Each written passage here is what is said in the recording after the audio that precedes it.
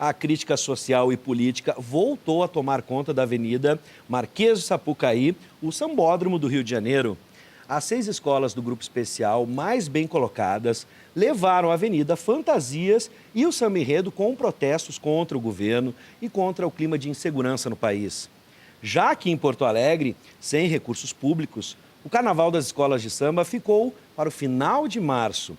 Sobre estes assuntos, nós vamos conversar com o doutor em Ciências da Comunicação, professor Davidson Campos, e a mestra em História, Helena Catani. Sejam muito bem-vindos. Você participa aí pelo WhatsApp, também pode botar o Samba na Avenida aqui com a gente, no 99588-2374. Mande a sua participação, seus comentários e também seus questionamentos. Bom, agora sim vamos começar. Vamos começar pelas críticas sociais e políticas que deram o tom da noite, né? Inclusive do público. Como nós podemos compreender essa postura das escolas de samba? Primeiro, até pergunto, né, se realmente as questões sociais e políticas estavam afastadas da avenida no Rio de Janeiro. Por favor.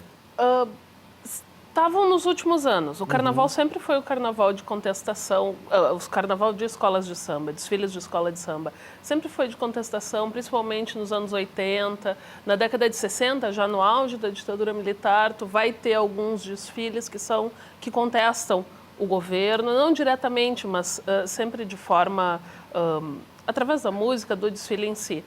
Porém, nos últimos anos, isso estava meio ausente. Muito por enredos patrocinados, por desfiles patrocinados que aconteciam, essa parte de crítica social ficou distante. E nesse último ano, assim, foram escolhidos enredos que faziam mais diretamente essa crítica.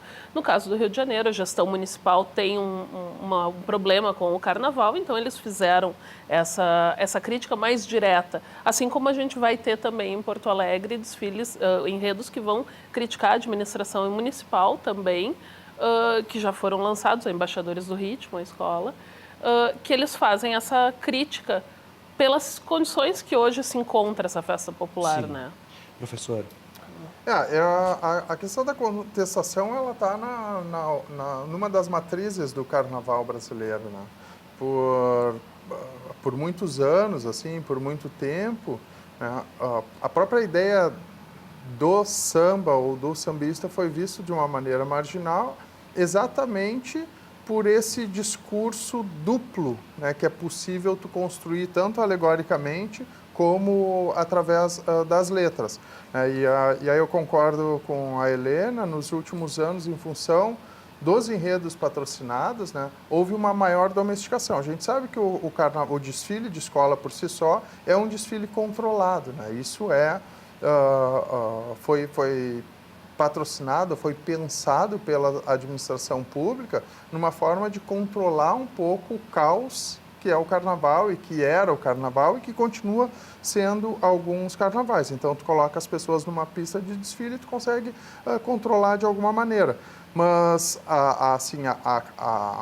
os debates ou os temas importantes, mesmo nesse período de maior domesticação, como a gente falava nas últimas décadas, sempre apareceu, né, com a discussão principalmente sobre a questão étnico-racial. Nos últimos carnavais tem sido bastante forte, dentro de todo um movimento de discussão sobre as relações e sobre a diversidade no Brasil, mas a questão social voltou com bastante força, mas a gente não pode esquecer que isso é uma prática comum e que sempre aparece, né? E todo mundo, quando assistiu a esse desfile, lembrou do Cristo, por exemplo, escondido de Joãozinho 30. Né? E várias outras manifestações. Então, essa é uma das vocações do carnaval, que às vezes se perde em função da questão econômica.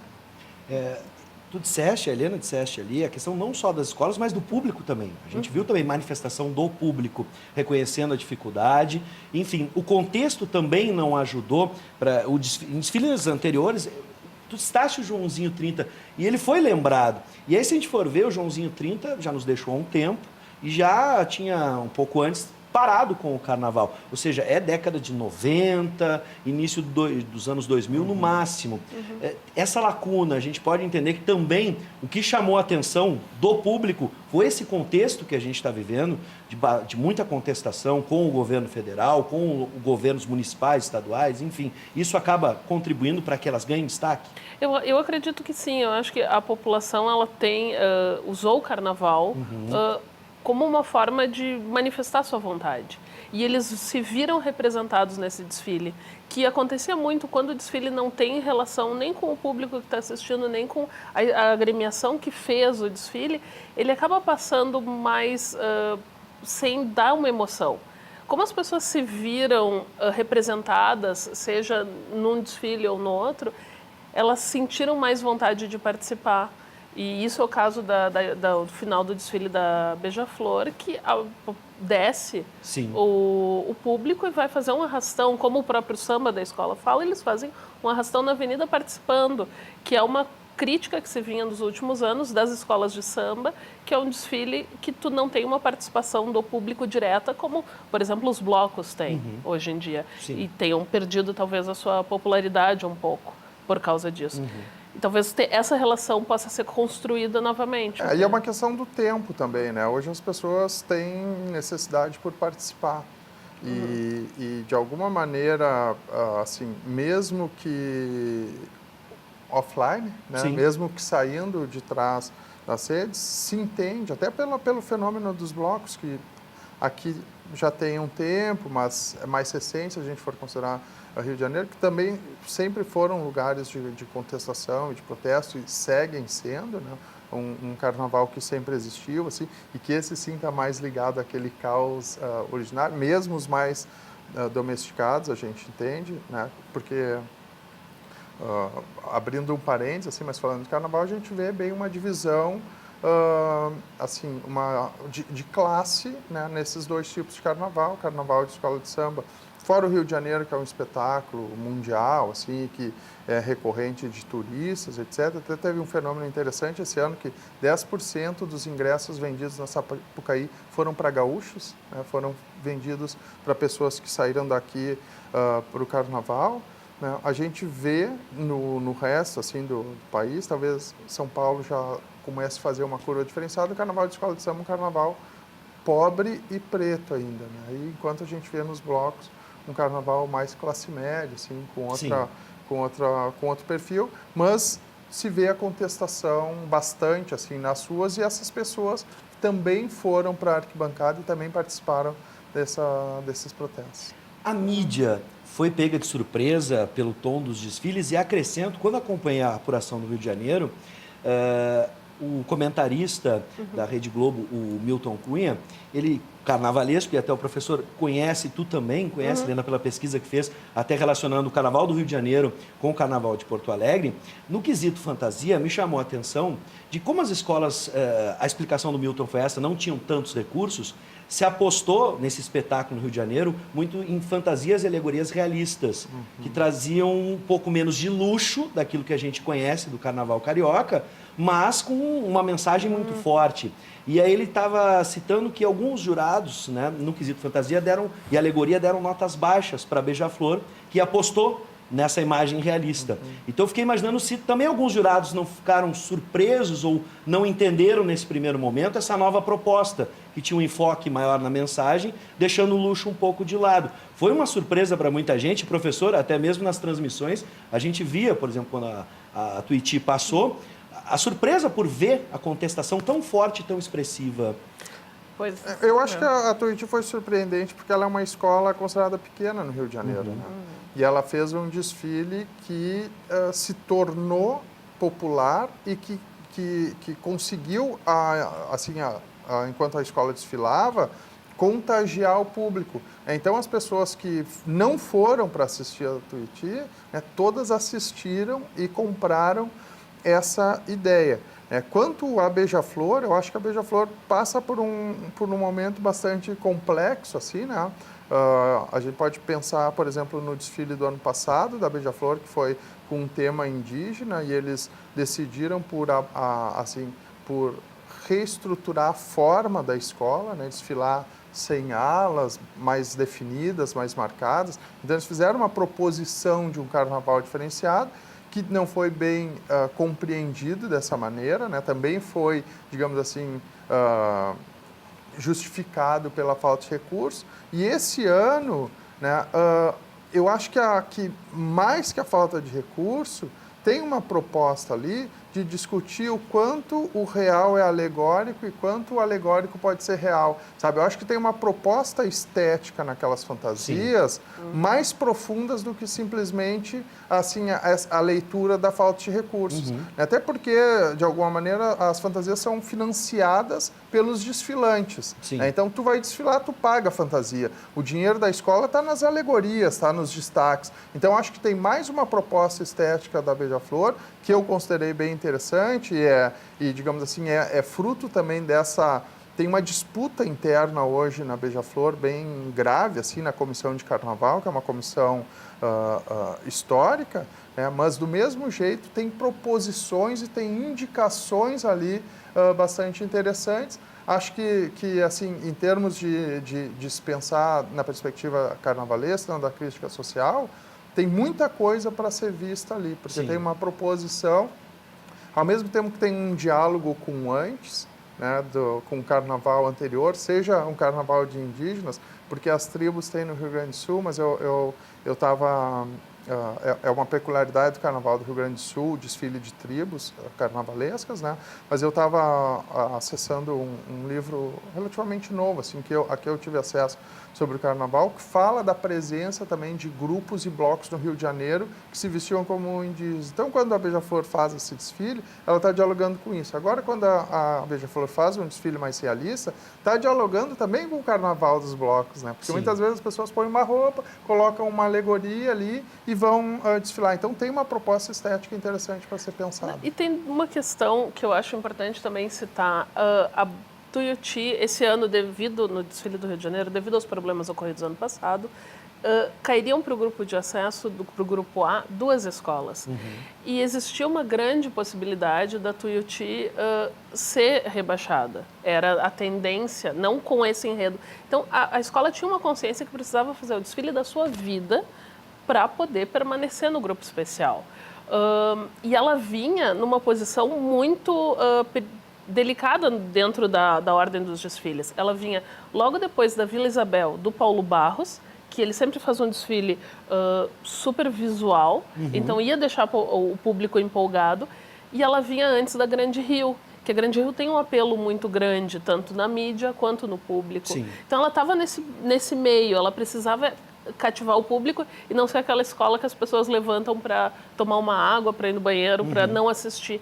E eles conseguiram fazer isso. Isso que foi mais importante, fazendo isso, empolgando durante o desfile a escola. Isso, e é importante dizer dos níveis de discussão que estão ali na Tuiuti, né? Porque ela vai falar de maneira mais forte até do que a crítica à questão política, né, da permanência da cultura escravista no Brasil e as suas consequências racialistas, né? Ela vai falar sobre a discriminação racial no Brasil de uma maneira bastante contundente, bastante forte, e são questões que acabaram sendo muitas vezes apagadas pela parte final do desfile da escola, que foi a crítica às reformas e ao governo de uma maneira direta. Então ela propôs também, ou ela conseguiu trazer para a avenida uma síntese da grande discussão, né, de o que é o Brasil e que Brasil nós queremos. Então tem bastante profundidade esse desfile. Efetivamente a gente viu depois as entrevistas e as falas do carnavalesco e tem muito a ver com a forma como ele está no mundo e a forma como ele queria contribuir para esse debate estando no carnaval. Esse processo, essa manifestação foi isolada no Rio de Janeiro, com as escolas? A gente pôde perceber isso nos desfiles de São Paulo e já vamos começar a falar sobre o Carnaval de Porto Alegre, projetando. A gente pode imaginar esse tipo de discussão, de problematização da realidade brasileira nos desfiles aqui no Rio Grande do Sul. E o desfile anterior em São Paulo também demonstrou isso? Eu acho que em São Paulo menos, assim. Porto Alegre, São Paulo e Rio de Janeiro, eles se encontram num momento muito semelhante, talvez, que seja a comunidade carnavalesca se encontra abandonada pelo poder público. Em Porto Alegre, por nós estarmos mais próximos, talvez, a gente consegue isso ver mais claro. E o desfile das escolas de samba em Porto Alegre, que já foi transferido da data do carnaval original, onde historicamente sempre foi para o final de março, isso não foi bem recebido pelas escolas, pela comunidade carnavalesca. E vai ter uma resposta. Vendo o que aconteceu no Rio de Janeiro, com certeza, não apenas uma agremiação, mas várias agremiações vão ter alguma resposta para a administração pública, pelo descaso que a gente tem com o Complexo Cultural do Porto Seco, com a forma como o prefeito se relaciona com essa comunidade e pelas declarações que já foram dadas e principalmente pela falta de recursos. Nós temos uma lei municipal que destina recursos para o carnaval. E não vai ser cumprida, porque estamos em crise, não temos dinheiro, mas o carnaval traz dinheiro de volta para a cidade, o carnaval traz investimento de volta. É uma cadeia produtiva que se constrói e se movimenta a economia também. Professor? Eu tenho dito que é o nosso Pascoal, né? Não vai ser um carnaval, vai ser um Pascoal, porque é no final de março.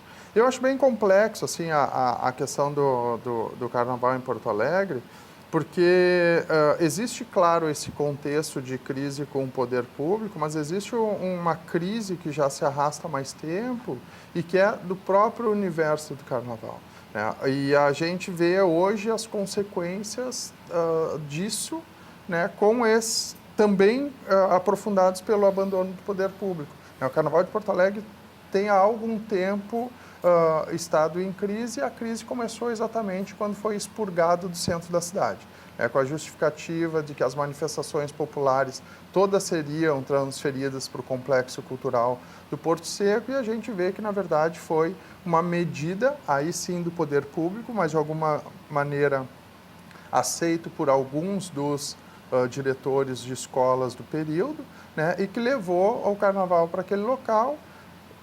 E começou uma série de crises, assim, e hoje a gente vê o Carnaval de Porto Alegre ameaçado em sua existência, né? No último ano a gente já teve 2 dias de desfile, um primeiro dia que existiria, as pessoas chegaram a ir para lá e não aconteceu o desfile, e no segundo dia, então, com o desfile. E esse ano se prevê também 2 dias de desfile, não tem mais desfile das campeãs, quer dizer, tem uma crise mais profunda no Carnaval de Porto Alegre e talvez isso abafe um pouco ou diminua um pouco essa contestação para fora, né? Porque existe muita crítica e muita necessidade de dispensar dentro. Claro que a gente tem, por exemplo, como não existia a certeza da existência do desfile, as escolas escolheram um tema bastante tarde, né?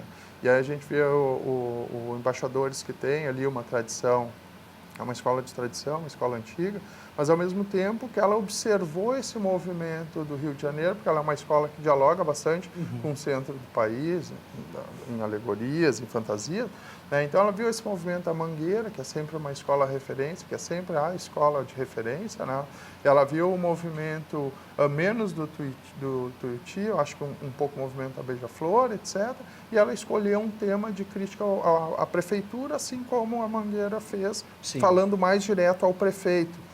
Então vai ter esse momento de contestação assim, no desfile, mas de uma maneira geral, eu acho que não deve ser tão forte, porque assim, o Carnaval de Porto Alegre ele é completamente diferente do Carnaval do Rio de Janeiro. Né? O que ele é diferente, que a gente poderia marcar essa diferença? As pessoas que estão no Carnaval e as pessoas que assistem o Carnaval. Sim. Né? O Carnaval de Porto Alegre ele tem ainda um perfil bastante da população pobre, da população negra da cidade, e não é à toa, né, que foi então retirado do centro e levado para a região norte da cidade, quase na divisa com outro município, né?